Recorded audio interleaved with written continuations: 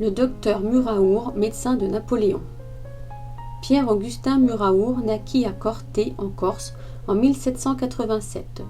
Bien que son père fût boulanger, il choisit d'étudier la médecine.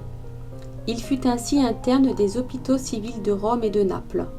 Pendant ce temps, en France, la crise économique et le désastre de la campagne de Russie affaiblissaient Napoléon Bonaparte, qui dut abdiquer le 6 avril 1814 à Fontainebleau, avant de partir en exil sur l'île d'Elbe. Pierre-Augustin Muraour, officier de santé et chirurgien aide-major, et un autre médecin rejoignirent l'empereur sur l'île d'Elbe. Alors que Louis XVIII régnait sur la France, Napoléon Bonaparte décida de regagner son pays. Débarqué en France le 1er mars 1815, l'empereur reprit le pouvoir et les armes. Il décora Pierre-Augustin Muraour de la Légion d'honneur le 1er mai 1815, lequel fut ensuite nommé chirurgien aide-major au 2e régiment de tirailleurs de la garde impériale. Mais le 18 juin 1815, la défaite de Waterloo poussa l'empereur à abdiquer quelques jours plus tard. Il fut ensuite déporté sur l'île Sainte-Hélène où il mourut en 1821.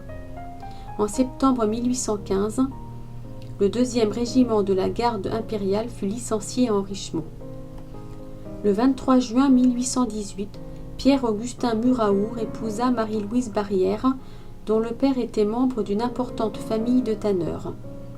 Il s'établit dans la ville en tant que médecin et présenta une thèse à la faculté de médecine de Paris. Il fut élu conseiller municipal en 1829. Le 13 juillet 1863, il fut fait officier de la Légion d'honneur par Napoléon III. Il reçut également la médaille de Sainte-Hélène, créée par Napoléon III en 1857 et récompensant les soldats encore vivants et ayant combattu aux côtés de Napoléon Bonaparte pendant les guerres de 1792 à 1815. Il s'éteignit en 1867 à l'âge de 80 ans. Il fut inhumé dans le cimetière d'Henrichemont sous une dalle de pierre. Sa sépulture existe encore au pied d'un grand cèdre du Liban.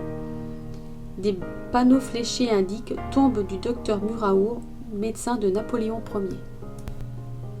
À découvrir également: Portrait de la bergère de la légende, ancienne maréchaussée à Boisbel. Clocheton, une vieille maison à Boisbel. Plaque commémorative, place Henri IV. Calvaire de 1933. Square du jeu de paume. Au XVIIe et XVIIIe siècle, le jeu de paume était pratiqué dans toute l'Europe. Il est l'ancêtre du tennis. Notre-Dame des Passants d'André Rouzet, 1954.